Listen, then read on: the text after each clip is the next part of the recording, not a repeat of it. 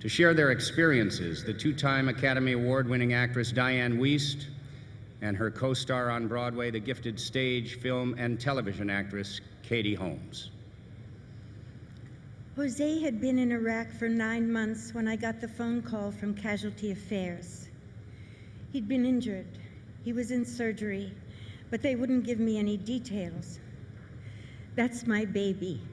That's my son. I was numb. I was scared. I couldn't breathe. Such a young life, such a beautiful young man with a life ahead of him, the doctor said when he finally called. What a shame that he's going to die. It felt like someone grabbed my heart and ripped it apart. A piece of me left that day that I never got back, and I never will. I just went on my knees and I prayed, God, please take me and let him live. Please, give my breath to him. Jose was my big brother, my best friend. We did everything together. He was always there to protect me, my rock. How could this be? We got on the next plane from New Hampshire so we could be at the hospital in Bethesda when Jose arrived. As he was being wheeled into ICU, you couldn't recognize him. His head was so swollen, 2-3 times normal. And there were tubes and wires and breathing machines attached to him. It was days until we found out how Jose was wounded.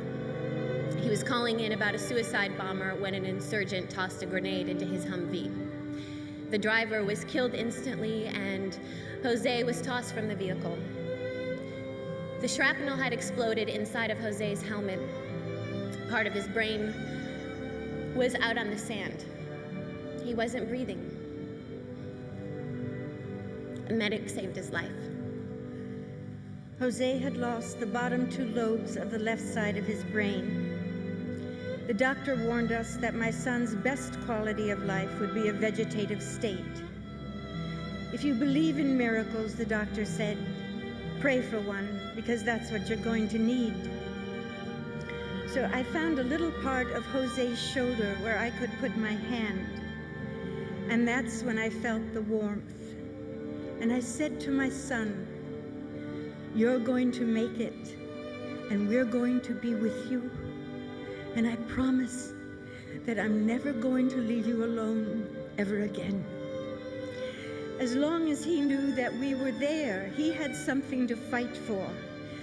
I left my job, I left my house, I never went back home.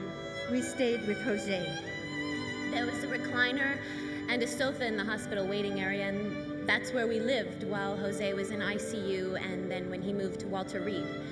I would go back to the hotel to do some laundry or get fresh clothes, whatever Mom needed.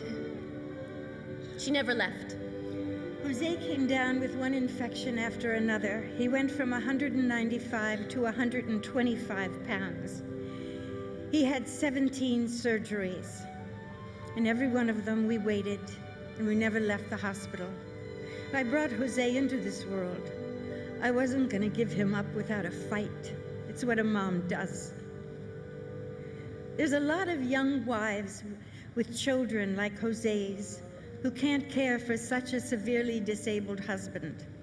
And the VA disability check went to her and the kids, so we had to find a way to make do on our own. Oh, but I'm a single mom. I still had to pay my rent, my phone, my car payments. My savings went real quick.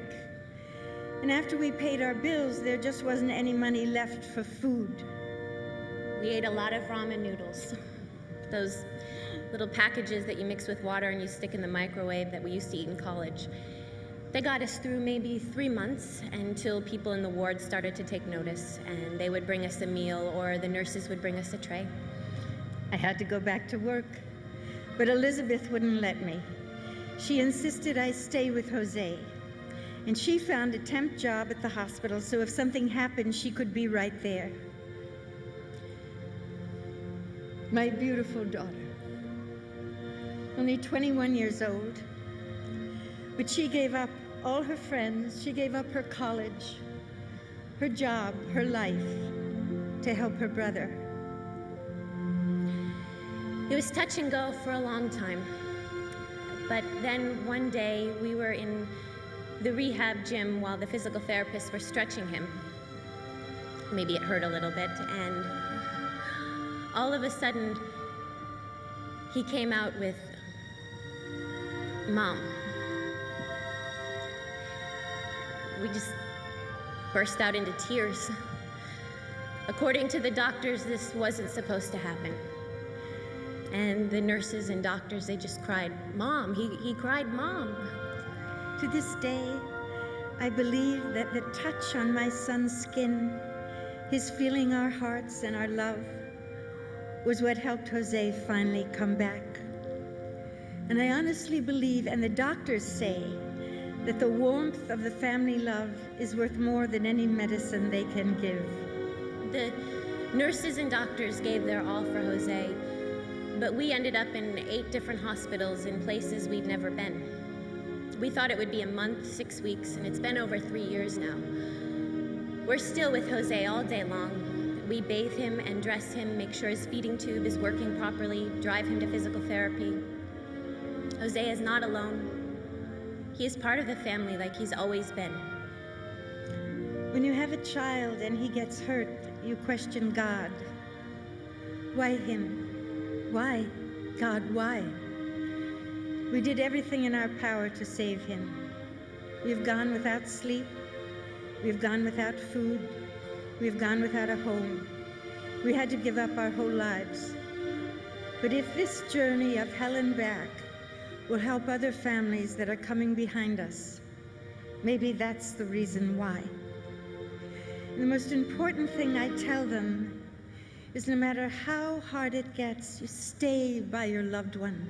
You never lose your faith, never lose your hope. You let your child know you're there for them.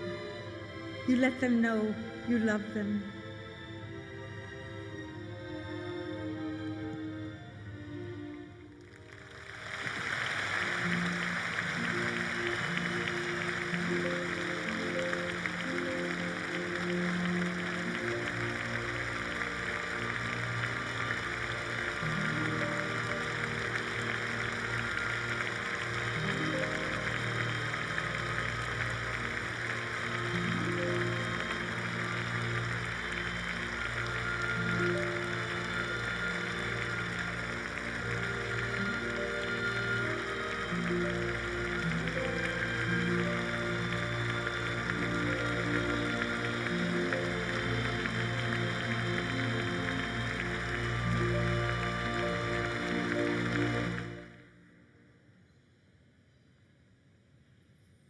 What a moving video. We should thank our men in service, particularly that are in harm's way, both in, I guess mostly in Afghanistan and Pakistan. But how we treat our veterans is very important. And so we're looking for your support for the Jose's Place. And one of the things we've done as an organization, and with the help of a number of folks around the table here, is focus on the veterans. And we'd like to recognize Ed Marr. Ed, would you stand up? Ed has been a strong supporter of taking care of the veterans coming home. And we've done a number of events really driven by Ed and a couple of our colleagues here that support the veterans. So if you have any questions about Jose's Place or how you can help out returning veterans, see Ed. Now at your tables, thank you, Ed.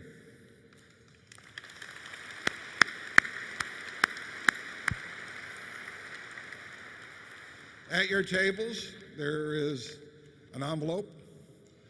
Take a look at it. It's the way you could help and make a contribution, either individually or companies, etc. But we're looking for your support, and Jose's looking for your support.